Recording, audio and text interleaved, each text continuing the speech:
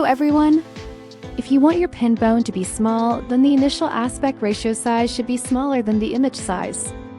Here I have an example. I saved this image at an aspect ratio size of 1920 x 1080. Therefore, now I will create a new file with an aspect ratio of about 400:500.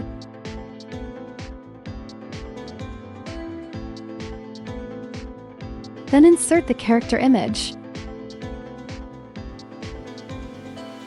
and create the bone.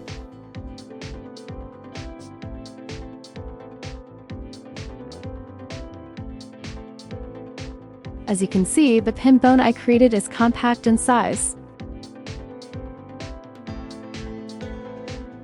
And if you want your pin bone to be large, then just do the opposite of what I did above.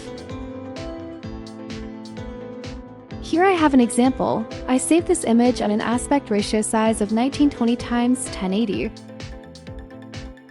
Therefore, now I will create a frame with a ratio of about 2000:2200. Then insert the sample character image and create the bone.